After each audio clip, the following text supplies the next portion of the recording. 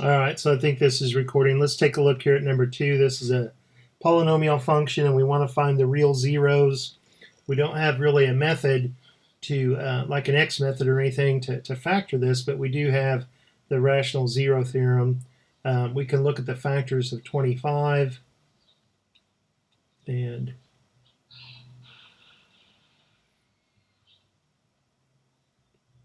we include the positive and negative.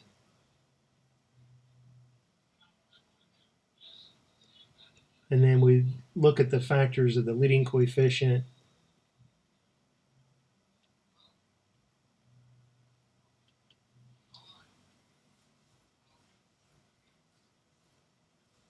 This is my possible numerators. This is my possible denominator.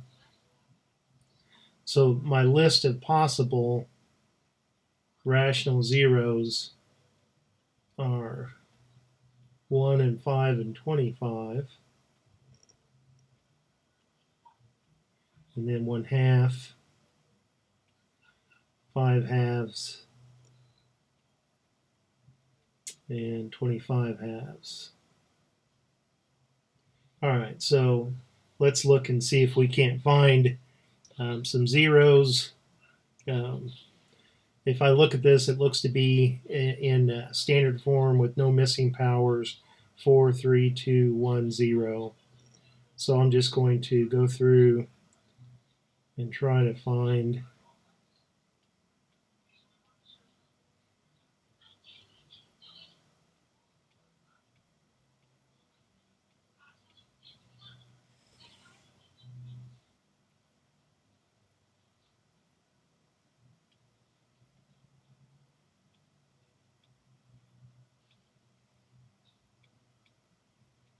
and we got lucky. We found one right away, but we have to keep looking because this is a 4th degree, and now this result is a 3rd degree. So I need to keep looking. May as well try one again just to see if by chance it had a multiplicity of 1. More than 1, I mean.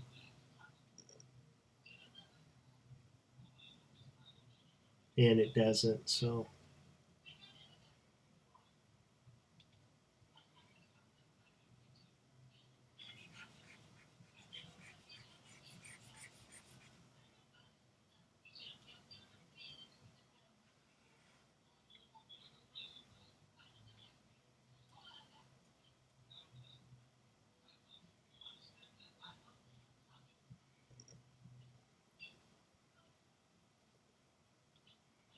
And we found another one.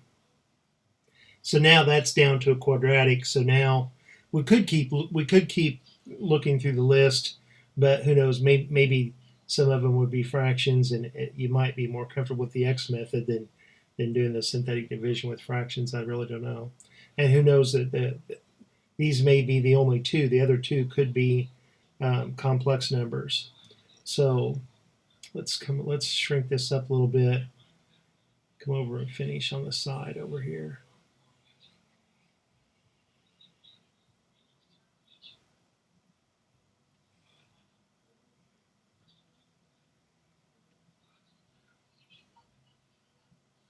All right, so what that tells me is that this 1 in factored form is x minus 1.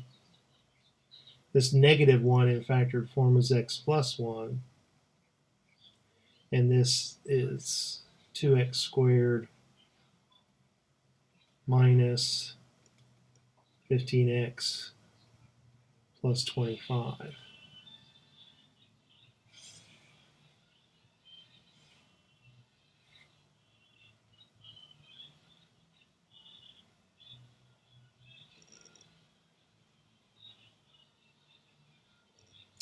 So our factors of 50, let's see, negative 10x and negative 5x.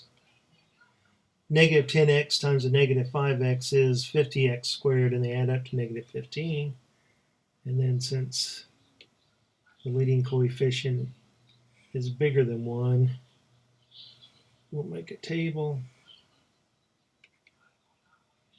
In the body of the table, we'll put the first term and the last term from our trinomial, and then the two values that we found in the x. All right, so with this 25 being positive and this diagonal as being negative, this and this are both negative values. And then we have an x and an x. So we've now got this in factored form, so we'll be able to identify all of the zeros of this function.